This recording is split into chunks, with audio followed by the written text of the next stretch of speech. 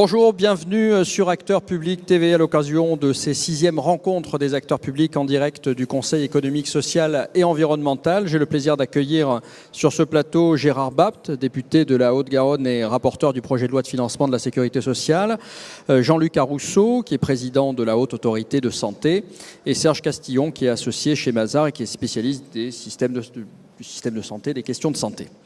Nous allons débattre du coût de la santé publique. Les Français en ont-ils pour leur argent? Quelques chiffres tout d'abord. Les dépenses de santé, c'est presque 12% du PIB, 11,8%, dont 78% de financement public. C'est un peu plus que la moyenne des pays de l'OCDE. Alors, peut-on dépenser moins et mieux? Et où se situent les gisements d'économie? Je me tourne vers le rapporteur du budget de la Sécu. Peut-on dépenser mieux et moins? Prenez le micro. Est-ce que c'est possible? En tout cas, c'est nécessaire dans la situation budgétaire où nous sommes. Et vous savez que le gouvernement vient d'indiquer que pour la première fois, les dépenses en euros courants baisseront en 2014 par rapport à 2013. La seconde chose, concernant les dépenses de santé proprement dites, les Français en ont-ils pour leur argent? On serait tenté de dire, a priori, ils en ont plus que pour leur argent, puisqu'ils dépensent non seulement ce que nous avons en caisse, mais ils dépensent aussi les déficits qui sont reportés sur la dette que paieront leurs enfants et leurs petits-enfants. Par contre, en matière de qualité, en ont-ils pour leur argent? Et quand on considère les données connues des dépenses de santé en France par rapport à certains autres pays, en se rapportant par exemple à un indicateur, mais qui peut être un indicateur de qualité comme un autre, l'espérance de vie, on considère qu'en Finlande, l'espérance de vie est plus élevée qu'en France, alors même que les dépenses de santé sont significativement moindres qu'en France. Voilà donc l'enjeu du débat. C'est aujourd'hui à la fois la contrainte budgétaire, mais aussi très certainement l'amélioration de l'efficience, qui doit marcher sur deux pieds. Bien sûr, la qualité des soins, bien sûr, l'égalité en ce qui concerne l'accès aux soins, mais aussi la meilleure efficience possible et la lutte contre cette préoccupation redondante qui est la lutte contre les actes inutiles, la lutte contre les hospitalisations inutiles, la lutte contre les attentes inutiles entre les différents secteurs, parce que la santé ne peut pas être considérée indépendamment de la prise en charge médico-sociale. On va en parler tout à l'heure. Professeur Arousseau, comment la Haute Autorité de Santé que vous présidez peut contribuer à une meilleure utilisation des deniers publics en matière de santé publique? En gros, quelles sont vos prérogatives en la matière? Comment la HAS peut contribuer à cela? D'abord, je suis très heureux que Gérard Bapt ait insisté sur les deux piliers que sont la qualité et l'efficience. Il se trouve que le projet de la Haute Autorité de Santé pour 2013-2016, c'est de contribuer à la régulation des soins par la promotion de la qualité et la recherche de l'efficience. Donc exactement ces deux piliers, ce sont nos objectifs. Alors, la Haute Autorité de Santé est une institution qui a été créée pour promouvoir la qualité et qui est en fait une institution scientifique, donc qui cherche à évaluer quelles sont les meilleures pratiques et à les pousser aussi bien au niveau de l'hôpital qu'au niveau de la pratique libérale. Donc ça nous amène à faire un certain nombre d'actions notamment d'évaluation de la qualité, et la plus connue d'entre elles, c'est la certification des établissements de santé, qui est connue des professionnels, peut-être pas connue du grand public, puisque le grand public connaît surtout les classements des hebdomadaires. Les professionnels connaissent bien. Hein, oui, les professionnels connaissent bien et sont très impliqués. Nous avons une mission qui nous a été confiée à partir de novembre prochain. Nous aurons un site d'information du grand public sur la certification des établissements de santé, les indicateurs qualité, les indicateurs sécurité, ce qui permettra donc à chaque Français de pouvoir choisir, à chaque médecin de conseiller son patient pour choisir. Donc voilà un exemple de la promotion de la qualité que nous faisons à la Haute Autorité de Santé. L'autre exemple très classique, c'est les recommandations de bonnes pratiques qui devraient être suivies d'effets, non seulement pour améliorer la qualité et la sécurité des soins, mais aussi, on peut l'espérer, pour une meilleure utilisation des données publiques. Alors j'en viens au deuxième pilier, qui est le pilier de l'efficience. C'est une mission nouvelle pour nous, mais nous l'avons inscrite vraiment au premier plan de nos préoccupations. C'est de rechercher comment la qualité peut diminuer les dépenses peut mieux générer des économies de santé, même si le terme économie en matière de santé fait toujours un petit peu peur. Donc nous avons cette mission sur un registre large, les évaluations des santé publiques et depuis peu l'évaluation des produits de santé, des médicaments, des dispositifs médicaux. J'ajoute que nous avons une mission très importante qui est de définir la pertinence des hospitalisations, des séjours, des soins, de façon à ce qu'on puisse définir quel est le parcours de soins, le chemin qui est non seulement le plus efficace mais aussi le plus efficient, c'est-à-dire qui a le meilleur rapport coût-efficacité. En concernant l'hôpital, justement, qui représente un des postes les plus importants des dépenses de santé en France, est-ce que les gisements d'économie se situent de ce côté-là, Serge Castillon? Écoutez, en effet, les secteurs des hôpitaux, c'est pratiquement 50% des dépenses de santé. Et on sait que la situation financière des hôpitaux est difficile. Dans les dernières années, les hôpitaux ont enregistré globalement des déficits pour atteindre jusqu'à 2 ans 600 millions. D'après le rapport de la Cour des comptes qui a pu examiner des chiffres provisoires, la situation se serait améliorée en 2012 un petit peu, oui, avec un déficit ramené à 130 millions. Il faudra voir si ces chiffres ultérieurement sont fiables, mais on voit bien que là, il y a un souci de recherche d'efficience. Alors, est-ce que les hôpitaux sont dans une démarche d'efficience ? Pour notre part, dans notre secteur d'activité, qui est le conseil et l'audit, et notamment aux hôpitaux, nous intervenons dans l'assistance des hôpitaux pour la mise en œuvre d'un certain nombre de réformes importantes, et il y en a de nombreuses, qui visent notamment à l'optimisation des processus médicaux, à l'optimisation des processus administratifs, à l'optimisation de la gestion financière. Donc, tout ceci, nous pouvons témoigner que les hôpitaux se sont mis en mouvement. On constate de nombreuses actions qui sont entreprises également dans le domaine de la gestion financière et en particulier dans le domaine de la fiabilisation de l'information de gestion et de l'information financière au travers de la certification des comptes des hôpitaux, qui est un projet que vous connaissez, qui devrait voir le jour dans 2014 et dans les années qui viennent. Le développement du parcours de santé, on en a parlé hier ici même, notamment avec Édouard Couty, qui a remis donc des propositions à la ministre de la Santé. Le développement du parcours de santé, c'est-à-dire la coordination en gros entre les acteurs de santé à l'échelle d'un territoire, est-ce que Gérard Bapt, ça constitue ça une vraie piste d'efficience? Je crois que c'est capital. C'est capital parce que, d'abord, on remet ainsi le patient au centre du dispositif, de l'offre de soins, et ensuite parce que c'est le seul moyen, si l'on veut faire preuve de plus d'efficience en ce qui concerne non seulement l'errance médicale, mais aussi en ce qui concerne le renouvellement des actes et la façon dont la réponse peut être apportée dans un cas particulier dans des délais les plus brefs possibles. Mais ça passe, à mon sens, par une condition. C'est qu'il y ait des possibilités de transmission des données entre les différents acteurs. Et en l'occurrence, moi je suis extrêmement en souffrance par rapport à la situation des données médicales sur le DMP, le dossier médical personnel.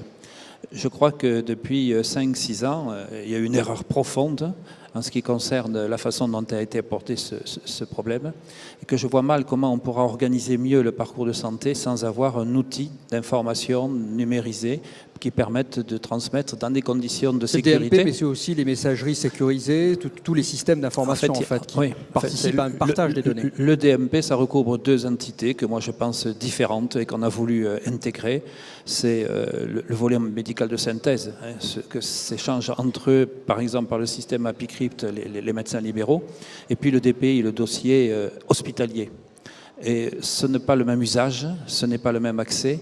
Il faut aujourd'hui avoir une réponse qui soit adaptée aux besoins des acteurs du terrain, de manière à ce que le patient puisse profiter le mieux possible de la transmission d'informations. Lorsqu'on voit le délai au bout duquel le rapport de sortie hospitalier arrive aujourd'hui au médecin traitant, c'est ahurissant. alors on peut imaginer tous les systèmes d'information, tous les DMP, mais est-ce que le problème aussi de la coordination ne vient pas du manque de confiance des acteurs entre eux, médecine de ville, hôpitaux, Sécu, ARS. On a beau mettre les meilleurs outils entre les mains de tous ces acteurs-là, s'ils n'ont pas confiance entre eux, comment rétablir cette confiance, Jean-Luc Arousseau?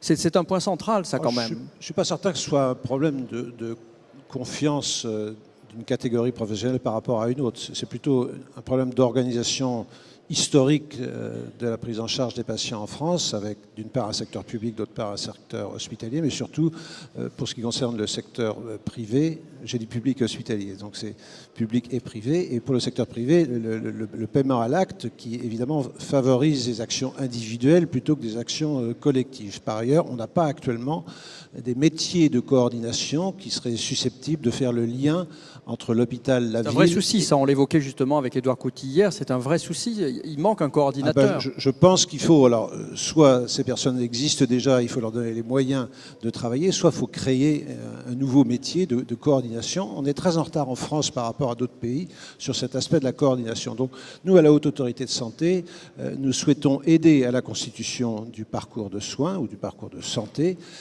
en apportant les outils. Nous avons les outils médicaux. Avec les professionnels, nous sommes capables de définir quel est le parcours de santé optimal. Ce n'est pas toujours facile, parce que notamment chez les personnes âgées qui ont plusieurs pathologies en même temps, comment associer les différents parcours de santé, ce n'est pas toujours simple. Mais enfin, nous avons cette possibilité de contribuer à la définition du parcours de santé optimal au plan scientifique et médical. Deuxièmement, nous avons la mission de favoriser les coopérations entre professionnels. En attendant que ce soit modifié peut-être par le législateur, il y a un article de loi qui nous donne la possibilité, c'est l'article 51 de la loi HPST, qui nous donne la possibilité de valider des protocoles de coopération avec une délégation de tâches de médecins à d'autres professionnels de santé. Troisièmement, nous travaillons sur la préoccupation de Gérard Bapt, qui est de favoriser la communication entre les différentes étapes par des outils simples. Alors, nous n'avons pas de rôle dans le DMP, mais nous avons un rôle dans la définition de ce qu'on mettra dans les logiciels professionnels. D'une part, des renseignements simples qui puissent servir après à la constitution d'indicateurs, et d'autre part, la possibilité d'embarquer sur les logiciels des professionnels les recommandations de la HAS, parce que sinon, effectivement, on risque de nous dire, comme on nous dit quelquefois, « Ah ben vos recommandations c'est bien, mais personne ne les connaît, sont-ils lisibles ?» Bon, il faut qu'elles soient, maintenant qu'elles sont simplifiées, il faut qu'elles soient embarquées sur les logiciels métiers. Donc voilà, nous avons beaucoup d'atouts à la HAS pour aider à la constitution du parcours de soins. Nous pouvons fournir les outils et mettre ensemble la totalité des professionnels, aussi bien à l'hôpital que dans la pratique privée. Donc on a évoqué la nécessité, là-dessus je pense qu'il y a unanimité sur le fait de mieux échanger les informations pour une meilleure coordination. L'efficience des dépenses de santé passe aussi, vous l'avez esquissé dans votre propos tout à l'heure, ça passe aussi par une plus grande transparence. Alors, vous l'avez dit, à partir de l'année prochaine, en principe, les grands hôpitaux devraient voir leurs comptes certifiés. On sait qu'ils ont, les hôpitaux éprouvent des difficultés en ce moment à se faire prêter de l'argent par les banques. C'est un des problèmes du moment. Est-ce que les comptes certifiés... c'est un plus par rapport à ça? Est-ce que cet effort de transparence est en mesure de favoriser l'efficience? Oui. Et restaurer une confiance qui s'est un petit peu émoussée? Oui, en effet, de manière sous-jacente, derrière la question sur l'efficacité des dépenses de santé, il y a la confiance dont dont les informations financières sont restituées aux citoyens. Et à ce titre, la transparence est renforcée lorsque les comptes des hôpitaux seront certifiés. Alors, est-ce que c'est un effort exceptionnel qu'on demande aux hôpitaux en France? Pas du tout. En fait, cet effort de transparence dans le domaine de la santé, il est déjà demandé à l'État. L'État fait certifier ses comptes par la Cour des comptes. La Sécurité sociale voit ses comptes certifiés par la Cour des comptes. Et la loi HPST a prévu, dans un dispositif qui n'est pas encore finalisé, que les hôpitaux fassent également l'objet d'une certification des comptes à partir de 2014, pour les principaux hôpitaux, pour les, grosso modo, les 150 hôpitaux les plus importants. Alors, cette certification, en fait, on pourrait penser que c'est une vision comptable ou une vision technocratique. Mais en réalité, la certification des comptes, comme la certification des processus de santé, c'est avoir la démonstration de la part d'un établissement que ces processus sont maîtrisés, que son organisation est maîtrisée et que son information de gestion est fiable et que son pilotage est fiable. Dès lors que ces informations existent au sein de l'établissement, alors le certificateur se trouve finalement avec des exigences additionnelles extrêmement faibles pour délivrer son attestation.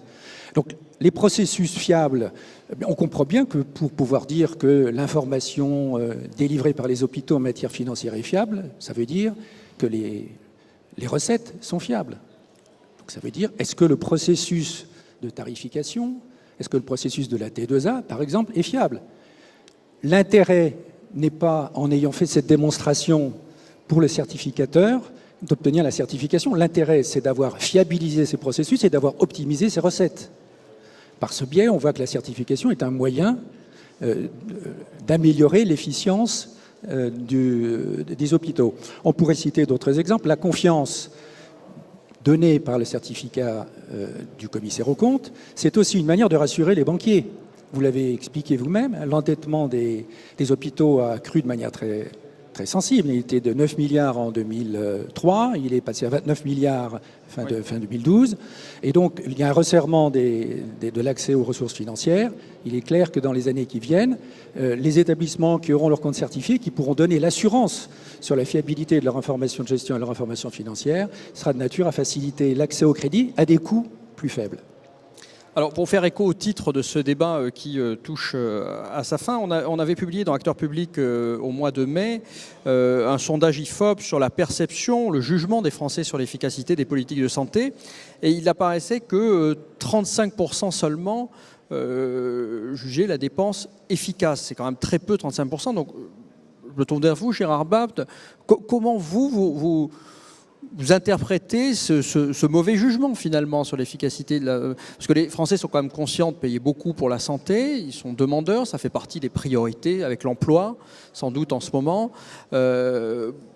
Comment expliquer cette perception si mauvaise, qui est beaucoup plus tranchée que ce qu'on disait au début de ce débat-là, où on percevait qu'on pourrait améliorer quand même un petit peu les choses, quoi. J'avais lu là, tout à l'heure ce résultat de sondage, mais je pense qu'il faut interpréter ce résultat dans l'ambiance générale, d'une part, parce qu'il y a quand même un paradoxe entre le fait que le patient considère ne jamais être traité ou trop peu souvent être traité au niveau exact où il faudrait le traiter, où la prise en charge n'est pas exactement là où il voudrait qu'elle soit.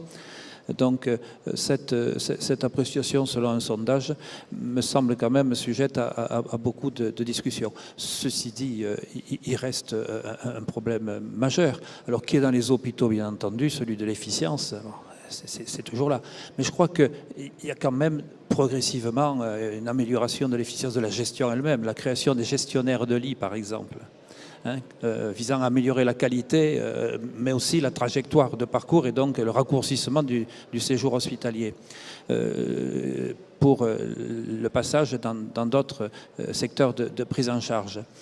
Ou bien encore des dispositifs informatiques aujourd'hui pour le système trajectoire ou le système PTAH concernant la logistique des brancardiers. J'ai été stupéfait de trouver le résultat de la façon dont, à partir d'un dispositif très simple, une petite boîte innovante, est en train de se diffuser au travers des hôpitaux et améliore véritablement à la fois la qualité, parce que ça épargne du temps médical lorsque le patient arrive en retard à tel ou tel examen au sein même de l'établissement, et aussi le personnel nécessaire pour développer ce même service. Donc je pense qu'il y a de larges champs d'amélioration de l'efficience hospitalière proprement dite. N'oublions pas que nous sommes le pays où il y a le plus de lits d'hôpitaux et le plus d'hospitalisation en ratio par rapport au nombre d'habitants. Voilà. Donc il y a des perspectives évidentes d'amélioration, mais ça ne peut se faire, je pense, qu'avec l'adhésion des acteurs, hein, et ça passe notamment par les médecins. Voilà. Et moi je me réjouis que malgré tout, au 1er juillet, il y a eu des améliorations en ce qui concerne les rémunérations par forfait et en fonction d'un certain nombre de rémunérations nécessaires les actes cliniques, parce qu'il faut que les médecins voient le retour des efforts d'efficience qu'ils peuvent faire, et en l'occurrence c'était en ville. Merci, ainsi s'achève ce débat. Merci d'avoir participé à ce débat ici en direct des 6e rencontres des acteurs publics. Les débats continuent sur Acteurs Publics TV dans un instant. Merci.